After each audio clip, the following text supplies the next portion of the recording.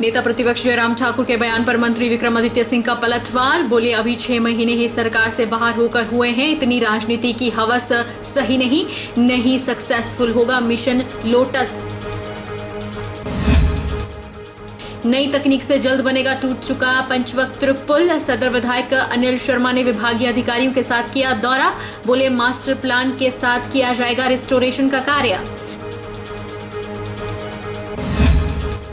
भारी मानसून से चंबा जिला में जनजीवन पूरी तरह अस्त व्यस्त। सड़कें जगह जगह टूटने से सफर हुआ मुश्किल। तीसा मंडल में सड़कें टूटने से 10.5 करोड़ का नुकसान।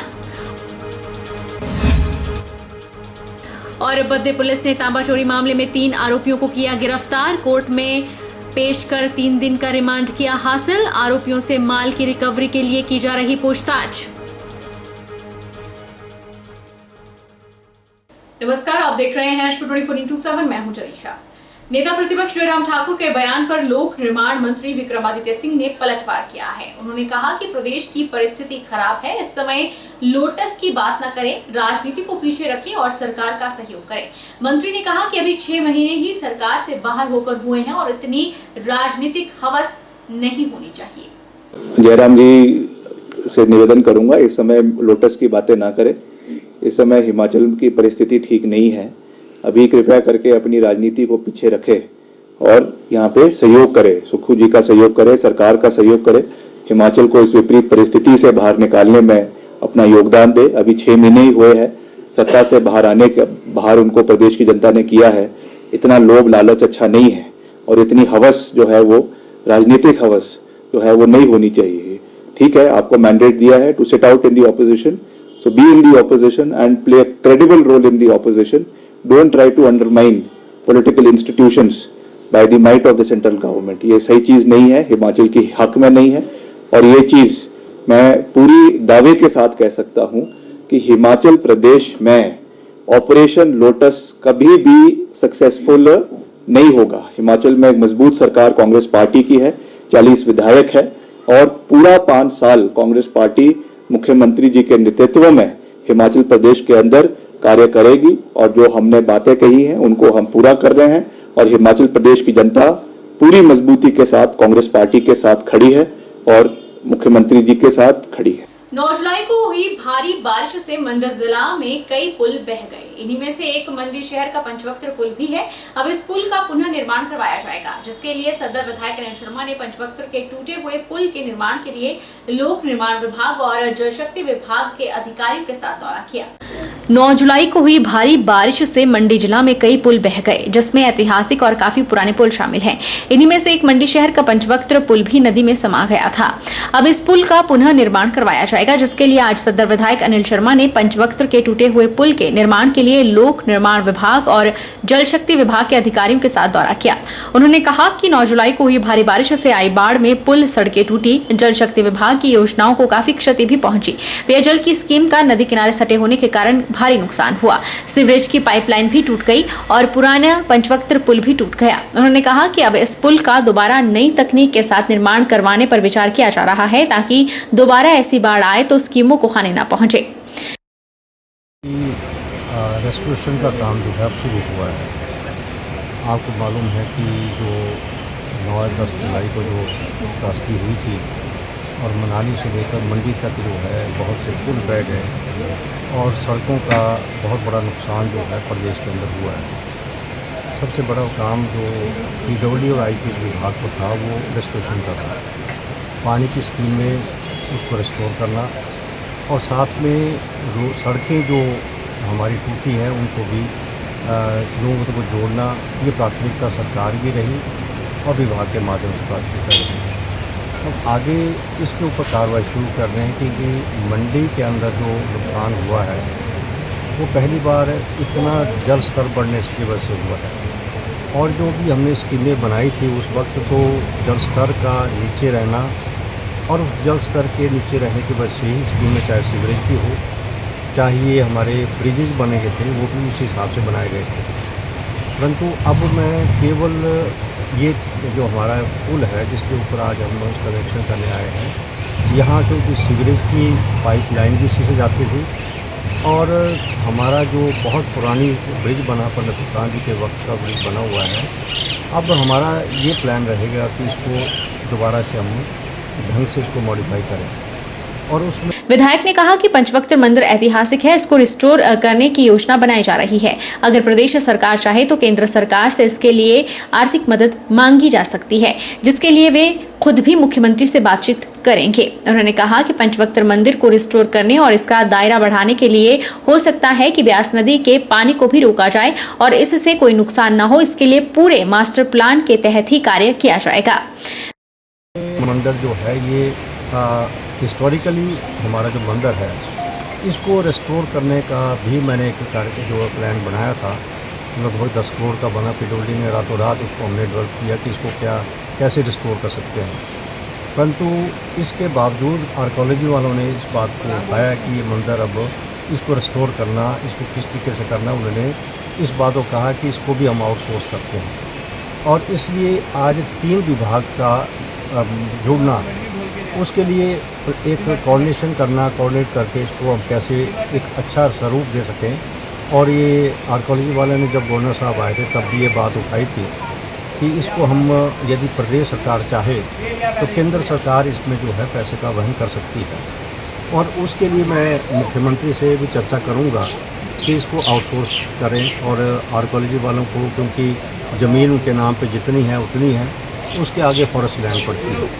और इसको भी हम किस तरीके से उनके अधीन करने की प्रश्न आएगा कि उनको किस तरीके से उनके अधीन ये जगह लाई जाए, क्योंकि पीछे से इसको पानी को रोकना पड़ेगा।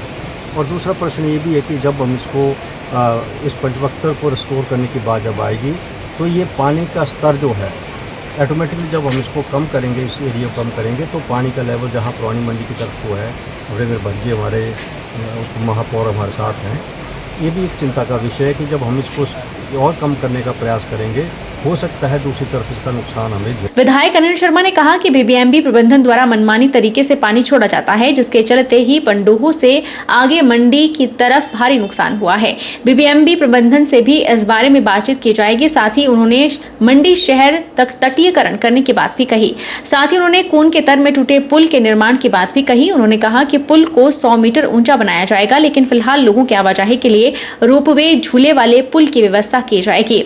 उन्होंने ये भी कहा कि मीडिया के माध्यम से उन्हें जानकारी हासिल हुई कि 18 लाख रुपए में 24 घंटे के अंदर पुल का निर्माण किया गया।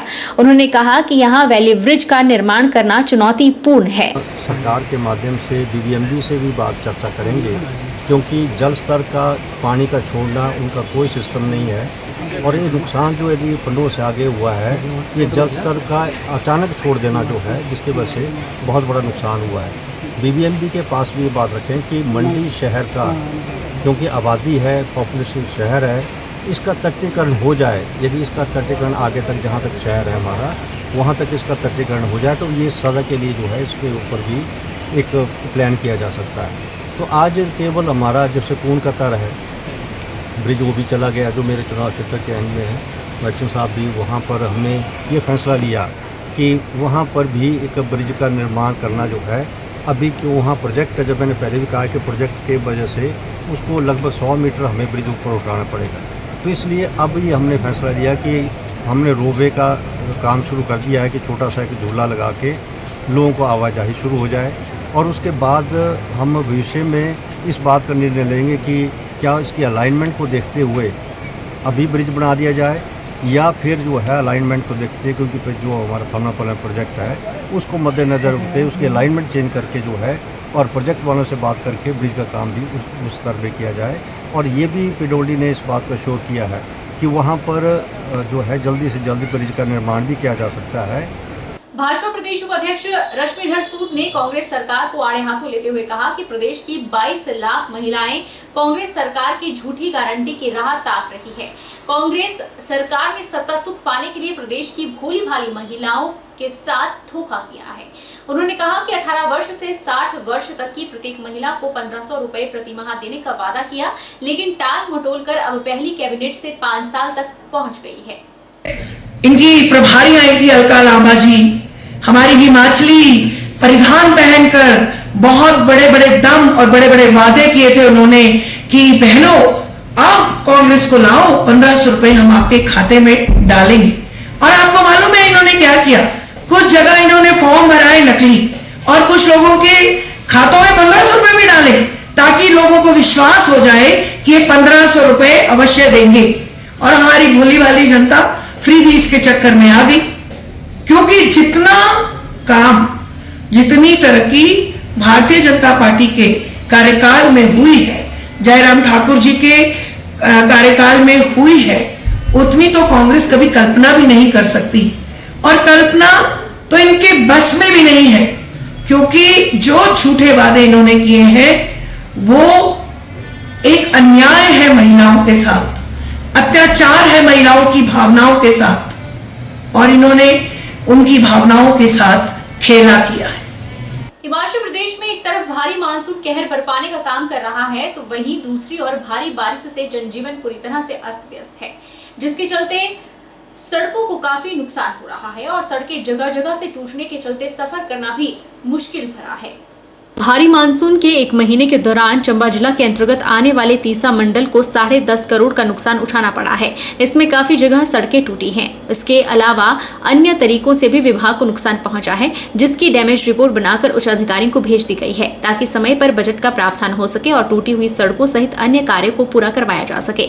हालांकि समय समय पर पीडब्ल्यूडी विभाग लगातार भारी बारिश के दौर में बेहतरीन कार्य कर रहा है। तीसा मंडल के अधिशासी अभियंता जोगिंद्र शर्मा ने कहा कि जगह जगह सड़कें टूटने से 10.5 करोड़ का नुकसान हुआ है। इसकी रिपोर्ट बनाकर उच्च अधिकारियों को भेज दी गई है।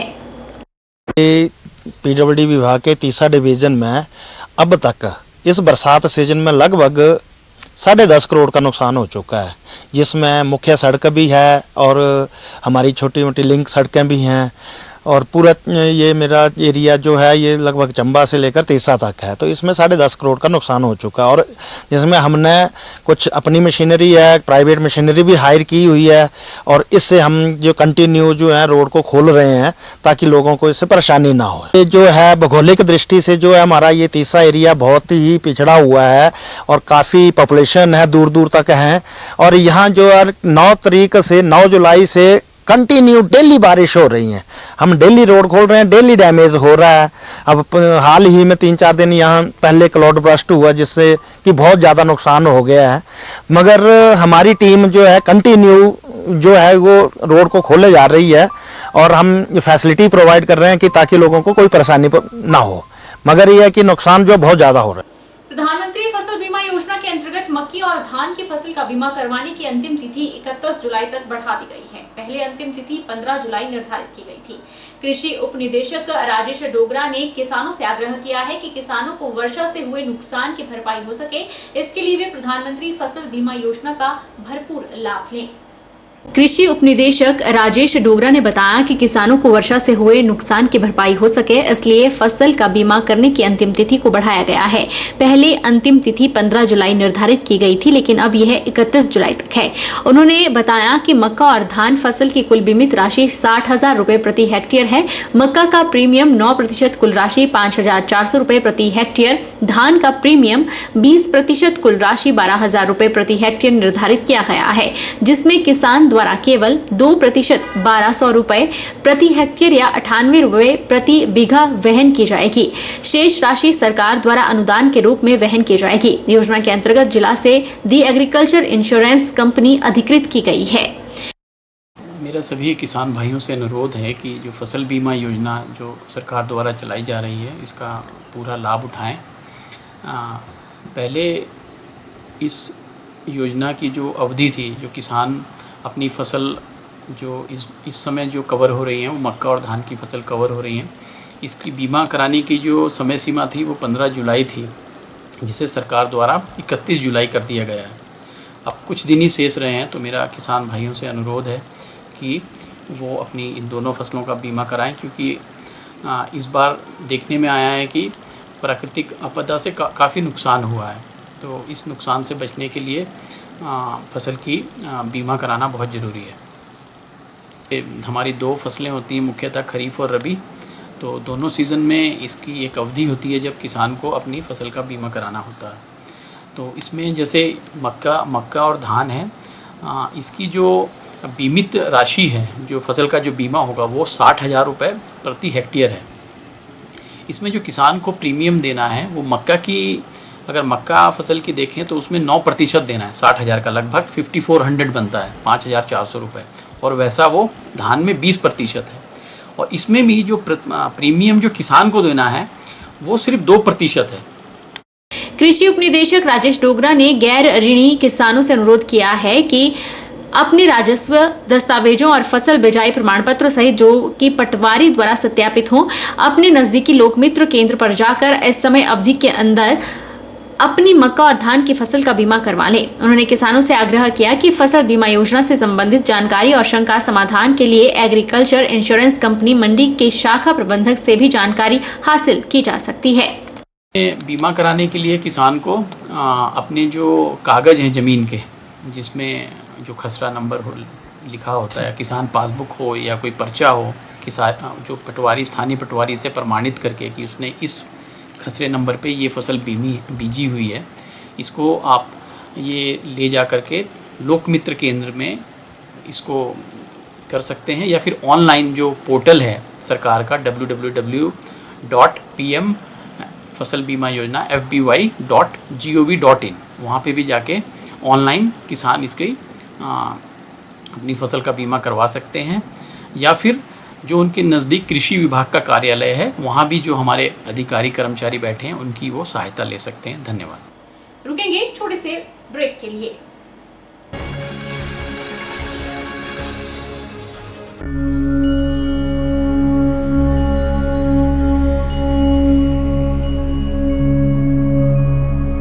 मंडी जिला दवा विक्रेता संघ की ओर से देश, प्रदेश और जिला वासियों को श्रावण मास की हार्दिक शुभकामनाएं। भोलेनाथ की कृपा निरंतर सभी पे बनी रहे।